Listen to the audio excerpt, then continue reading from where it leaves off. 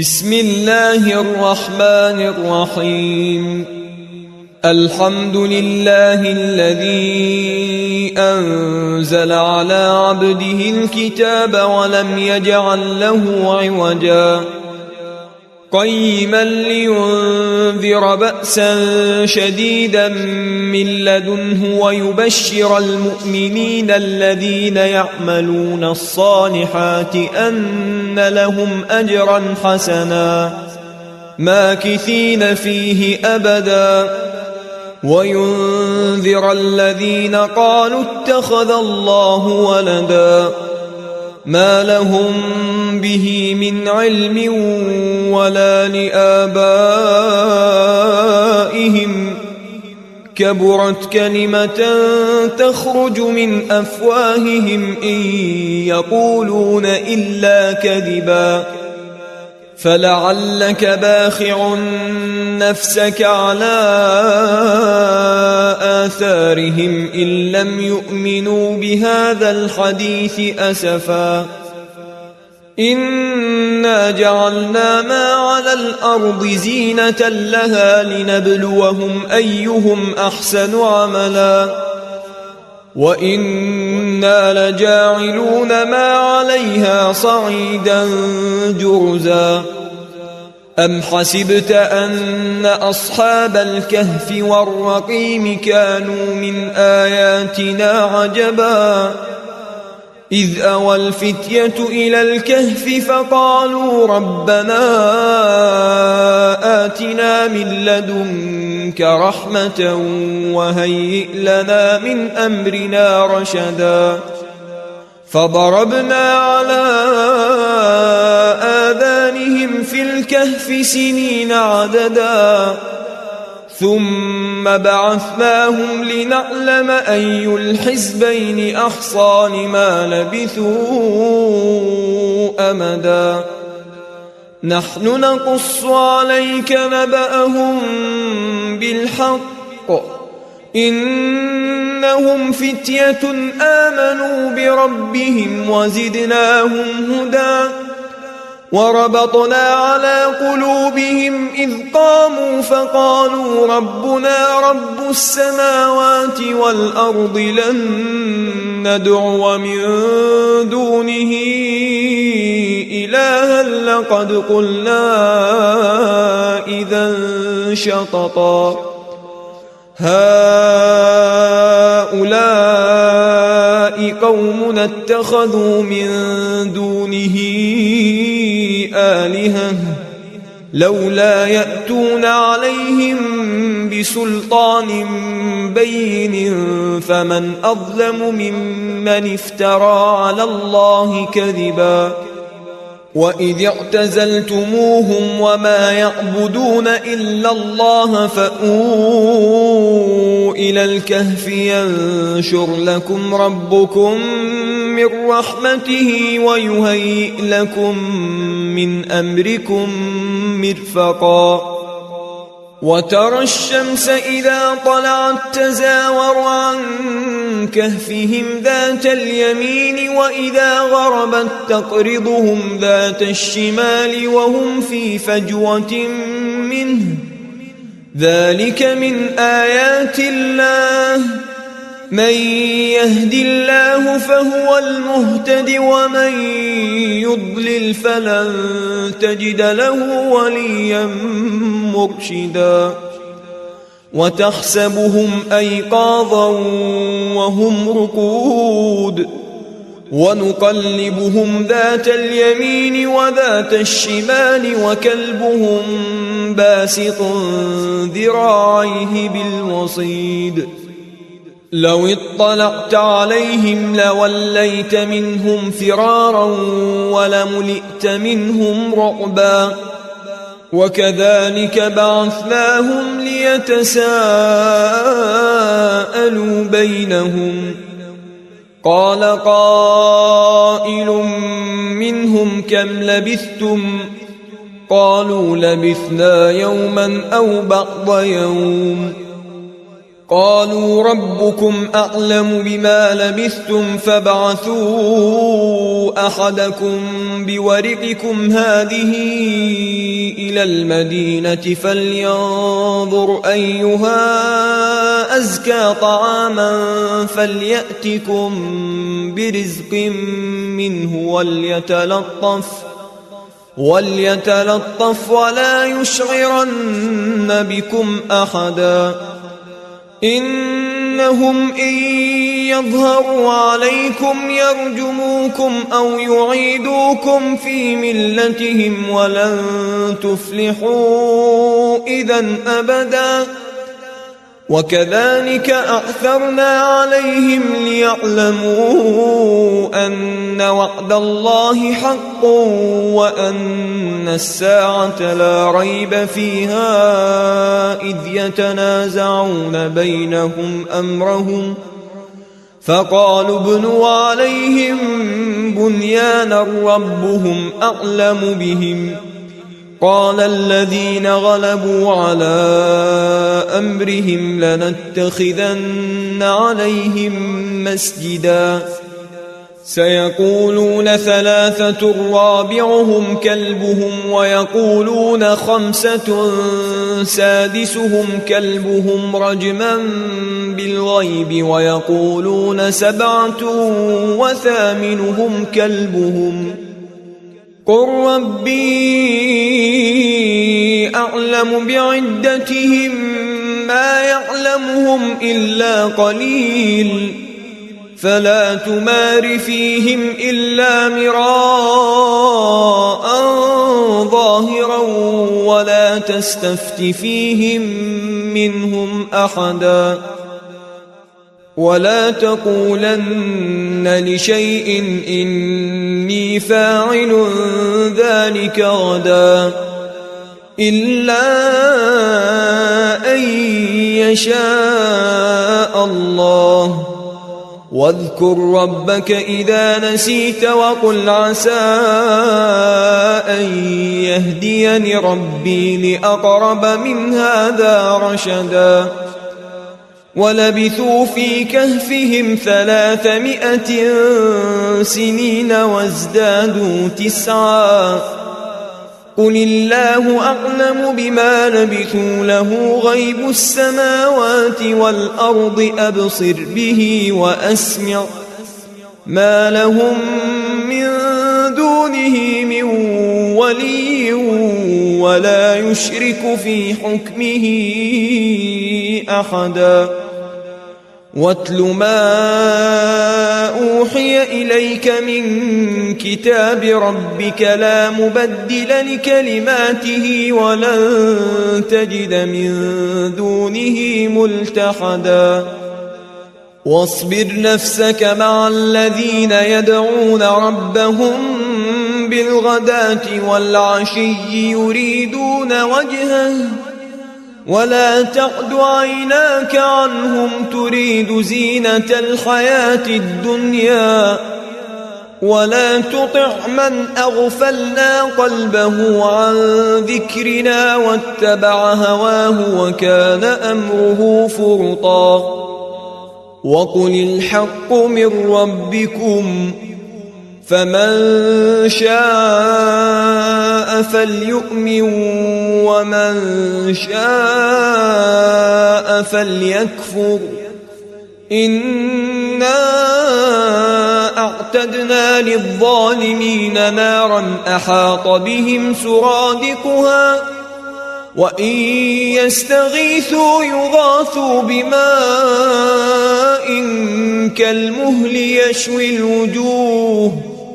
بئس الشراب وساءت مرتفقا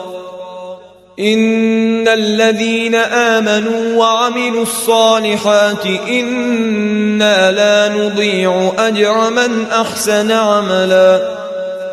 أولئك لهم جنات عدن تجري من تحتهم الأنهار يحلون فيها من أساور من ذهب ويلبسون ثيابا خضرا ويلبسون ثيابا خضرا من سندس واستبرق متكئين فيها على الأرائك نعم الثواب وحسنت مرتفقا. واضرب لهم مثلا الرجلين جعلنا لأحدهما جنتين من أعناب وحففناهما بنخل وجعلنا بينهما زرعا كلتا الجنتين آتت أكلها ولم تظلم منه شيئا وفجرنا خلالهما نهرا وكان له ثمر فقال لصاحبه وهو يحاوره أنا أكثر منك مالا وأعز نفرا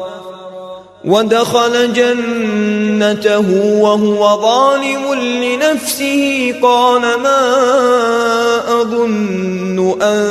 تبيد هذه أبدا وما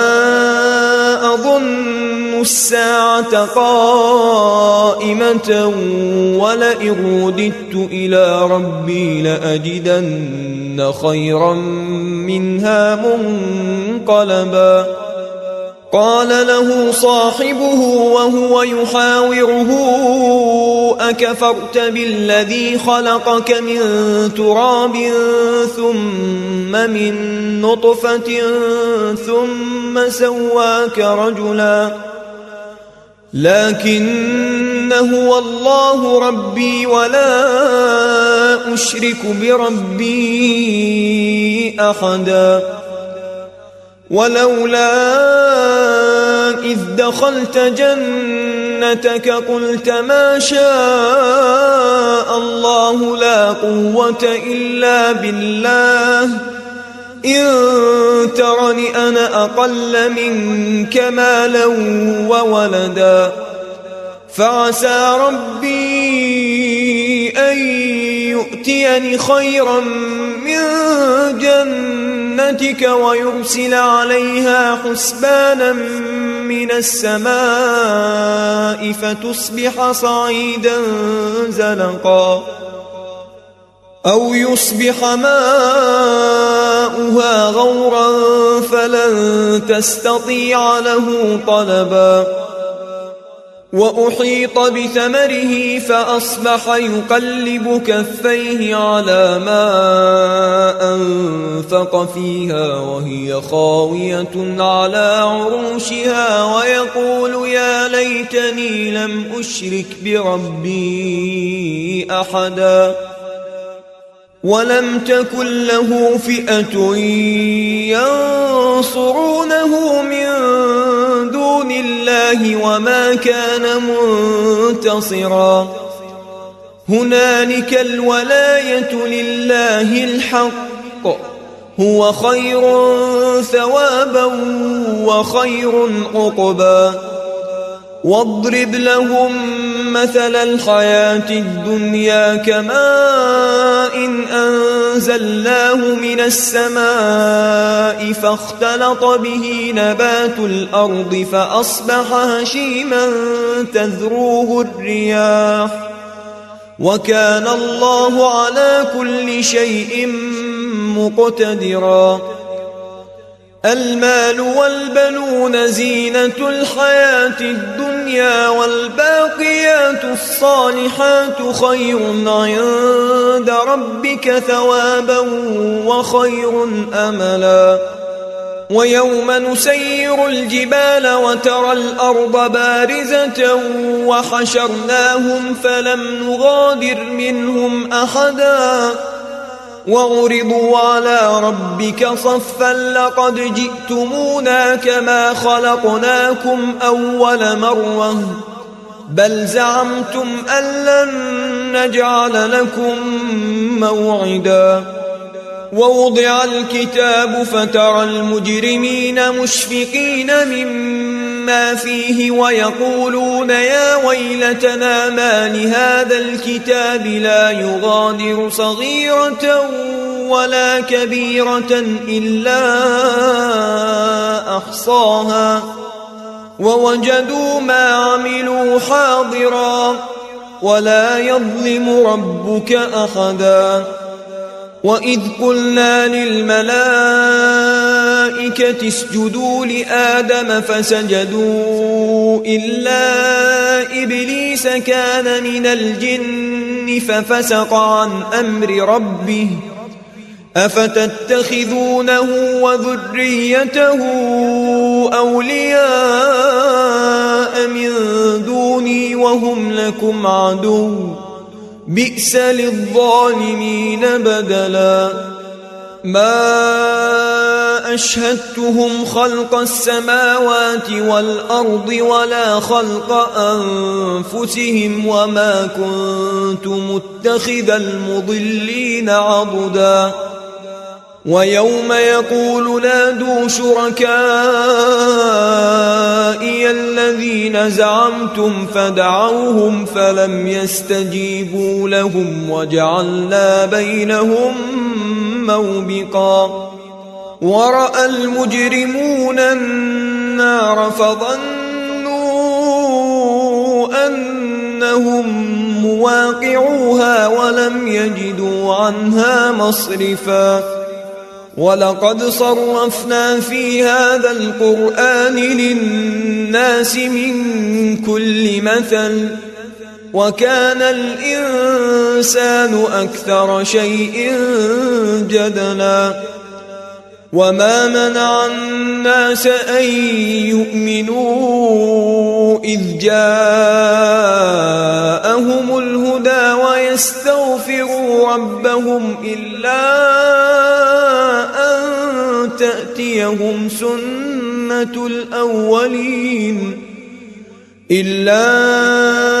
أن تأتيهم سنة الأولين أو يأتيهم العذاب قبلا وما نرسل المرسلين إلا مبشرين ومنذرين ويجادل الذين كفروا بالباطل ليدحضوا به الحق واتخذوا آياتي وما أنذروا هزوا ومن أظلم ممن ذكر بآيات ربه فأعرض عنها ونسي ما قدمت يداه إنا جعلنا على قلوبهم أكنة أن يفقهوه وفي آذانهم وقرا وإن تدعهم إلى الهدى فلن يهتدوا إذن أبدا وربك الغفور ذو الرحمة لو يؤاخذهم بما كسبوا لعجل لهم العذاب بل لهم موعد لن يجدوا من دونه موئلا وتلك القرى أهلكناهم لما ظلموا وجعلنا لمهلكهم موعدا وإذ قال موسى لفتاه لا أبرح حتى أبلغ مجمع البحرين أو أمضي حقبا فلما بلغا مجمع بينهما نسيا حوتهما فاتخذ سبيله في البحر سربا فلما جاوزا قال لفتاه آتنا غداءنا لقد لقينا من سفرنا هذا نصبا قال أرأيت إذ أوينا إلى الصخرة فإني نسيت الحوت وما أنسانيه إلا الشيطان أن أذكره واتخذ سبيله في البحر عجبا قال ذلك ما كنا نبغ فارتدا على آثارهما قصصا فوجدا عبدا من عبادنا آتيناه رحمة من عندنا وعلمناه من لدنا علما قال له موسى هل أتبعك على أن تعلمني مما علمت رشدا قال إنك لن تستطيع معي صبرا وكيف تصبر على ما لم تحط به خبرا قال ستجدني إن شاء الله صابرا ولا أعصي لك أمرا قال فإن اتبعتني فلا تسألني عن شيء حتى أحدث لك منه ذكرا فانطلقا حتى إذا ركبا في السفينة خرقها قال أخرقتها لتغرق أهلها لقد جئت شيئا إمرا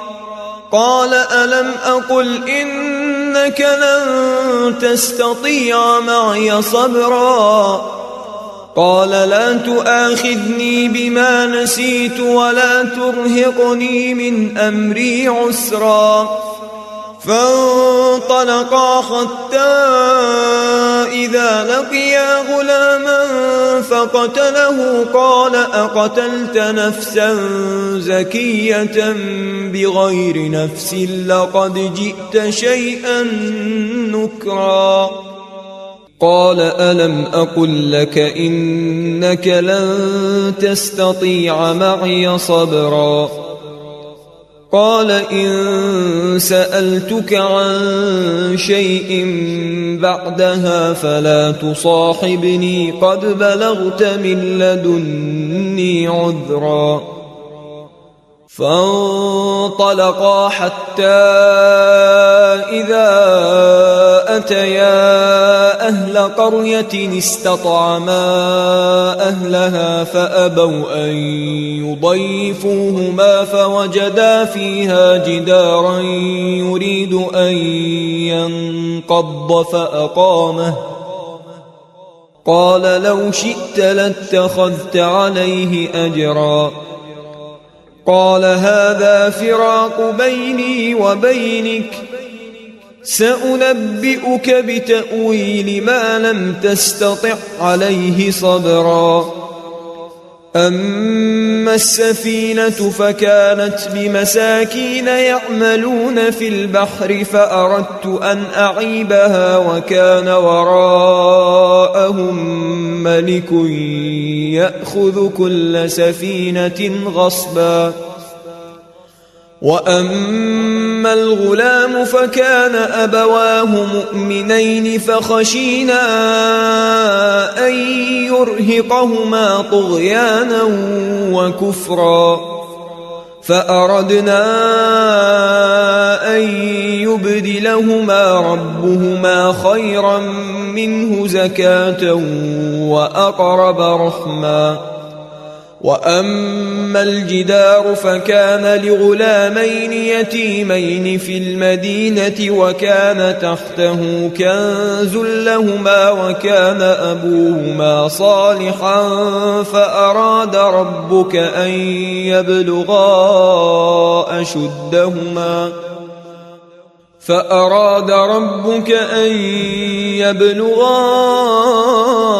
أشدهما ويستخرجا كنزهما رحمة